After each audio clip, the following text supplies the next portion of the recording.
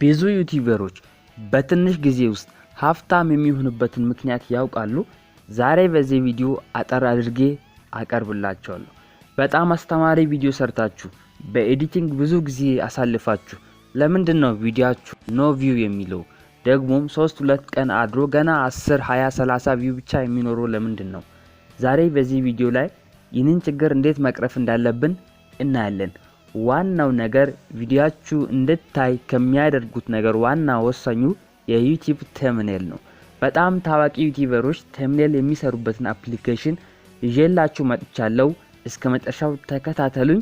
እንዴት ኤዲት ማድረግ እንዳለባችሁ እንዲሁም ደግሞ ራሱ ጀነሬት የሚያደርግ አፕሊኬሽን አለ። እሱንም ዛሬ አስተዋውቃችኋለሁ። እስከ መጨረሻው ተከታተሉኝ። ተምኔል ሜከር የሚባል አፕሊኬሽን አለ። ራሱ የዩቲዩብ ተምኔል ጀነሬት የሚያደርግ አፕሊኬሽን ነው። ዛሬ እሱን ላስተዋውቃችሁ ወዳለሁ። በመጀመሪያ ደረጃ በጣም እንደምትወዱት እርግጠኛ ነኝ። ራሱ ተምኔል ጀነሬት የሚያደርግ አፕሊኬሽን ነው። ስትከፍቱት እንደዚህ ይመጣላችኋል። ከስተም የሚለውን ትነካላችሁ።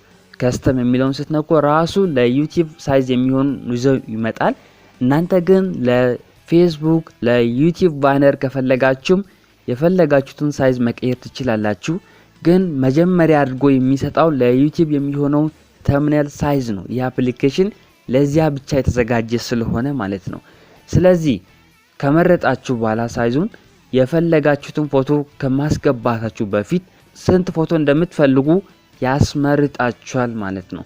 ስለዚህ ለፎቶ የሚሆነውን ቦታ ሲያሳይ እናንተ ማስገባት የምትፈልጉት ፎቶ 2 ከሆነ ባለ2 ሳይዝ ካመጣችሁ በኋላ የፕላስ ምልክት ትጫናላችሁ። ስትጭኑ የተለያየ አማራጭ ራሱ ይሰጣል ማለት ነው። ጌምስ ፎቶ አለ፣ ኤአይ አርት አለ፣ ቫለንታይን ዴይስ አለ። እንዲሁም በጣም ብዙ የሚያምሩ ባክግራውንዶችን የያዙ ፎቶዎችን ይዞ ይመጣል። ከነሱ መካከል እየመረጣችሁ የሚመቸውን ፎቶ ባክግራውንድ ማድረግ ትችላላችሁ። በዚህ አፕሊኬሽን ራሳችሁ እንዴት ተምኔል ኤዲት ማድረግ እንዳለባችሁ በሌላ ቪዲዮ ያሳያችኋለሁ። ግን ራሱ ጀነሬት እንዲያደርግ ከፈለጋችሁ ኤአይ ጀነሬት የሚለውን ከላይ ያለውን ትነካላችሁ። እንደዛ ስታደርጉ አሁን ኮኔክሽን ስለሌለ ነው ኢንተርኔት የሚል ጽሑፍ ያመጣልኛል። ስለዚህ ኮኔክት አድርጋችሁ ኤአይ ጀነሬት የሚለውን ስትነኩ የምትፈልጉትን ባክግራውንድ ያስመርጣል። ከዛ ጀነሬት ያደርግላችኋል።